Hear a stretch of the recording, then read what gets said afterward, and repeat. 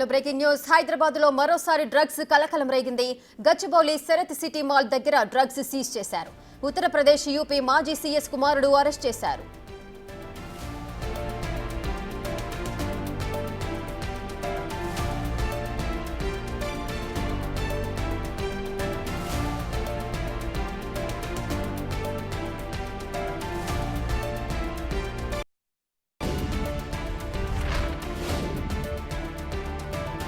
రైటిక హైదరాబాద్ లో మరోసారి డ్రగ్స్ కలకలం రేగింది. గచ్చిబౌలి శరత్ సిటీ మాల్ దగ్గర డ్రగ్స్ ని సీజ్ చేశారు పోలీసులు. దీనికి సంబంధించిన పూర్తి డీటెయిల్స్ మా ప్రతినిధి సురేష్ అందిస్తారు. సురేష్,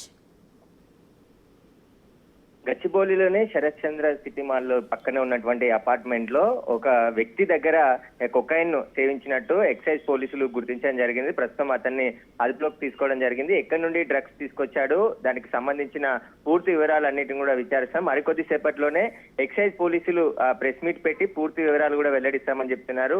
అయితే ఒక అపార్ట్మెంట్ లో వర్కర్ తో గొడవ అయిన సందర్భంలో డయల్ 100 కి సమాచారం ఇవ్వడంతో ఆ డయల్ 100 పోలీసులు అక్కడికి చేరుకొని ఘర్షణకు సంబంధించిన వివరాలు సేకరిస్తున్న క్రమంలోనే ఎవరైతే అక్కడ అపార్ట్మెంట్ లో ఉంటున్న వ్యక్తి డ్రగ్స్ సేవించి అక్కడ పనిచేసిన కార్పెంటర్ పై దాడికి పాల్పడ్డాడు. దీంతో ఆ కార్పెంటర్ పోలీసులకి తానే తనపై దాడికి పాల్పడి తనపైన కంప్లైంట్ ఇస్తున్నాడు, తన ప్రవర్తన విచిత్రంగా ఉందని చెప్పేసి పోలీసులకి సమాచారం ఇవ్వడంతో దీనికి సంబంధించి ఎక్సైజ్ పోలీసులు అక్కడ చేరుకొని ఏదైతే డ్రగ్స్ వాడుతున్నాడనే సమాచారంతోనే అతనికి డ్రగ్స్ టెస్ట్ చేయగా అందులో కొకైన్ సేవించినట్టు కూడా పోలీసులు నిర్ధారించారు. మరికొద్ది సేపట్లోనే ఎక్సైజ్ కి సంబంధించిన పోలీసులు కూడా ప్రెస్ మీట్ పెట్టి పూర్తి వివరాలు వెల్లడిస్తామని చెప్తున్నారు. సురేష్, అయితే ఈ కేసులో ఉత్తరప్రదేశ్ మాజీ సీఎస్ కుమార్ ని కూడా అరెస్ట్ చేసినట్లుగా సమాచారం అందుతోంది. దీనికి సంబంధించిన అప్డేట్స్ ఏంటి? అతని ద్వారానే ఈ డ్రగ్స్ రాకెట్ కి సంబంధించి పూర్తి వివరాలు సేకరించినట్టు తెలుస్తుంది.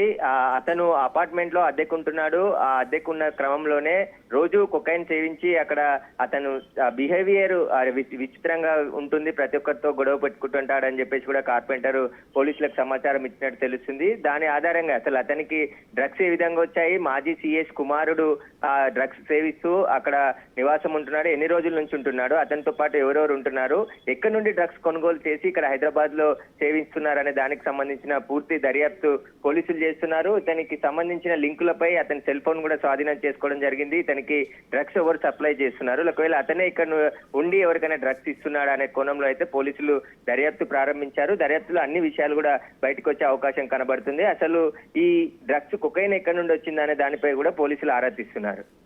సురేష్, అయితే ఈ డ్రగ్స్ ఎంత మొత్తంలో సీజ్ చేశారు పోలీసులు? ఆ వివరాలు ఇంకా చెప్పలేదు. అక్కడ సోదాలు జరిపిన సమయంలో అతను టెస్ట్ చేసిన తరుణంలోనే ఈ డ్రగ్స్ సేవించినట్టు కొకైన్ సేవించినట్టు నిర్ధారణ అయింది. అక్కడ ఎంత సోదాల్లో బయట సీజ్ చేశారు డ్రగ్ అనేది ఇంకా వివరాలన్నీ కూడా తెలియాల్సింది. ప్రస్తుతం అయితే కేసు నమోదు చేసి దర్యాప్తు చేస్తున్నారు. Right, thank you Suresh, thanks for the details.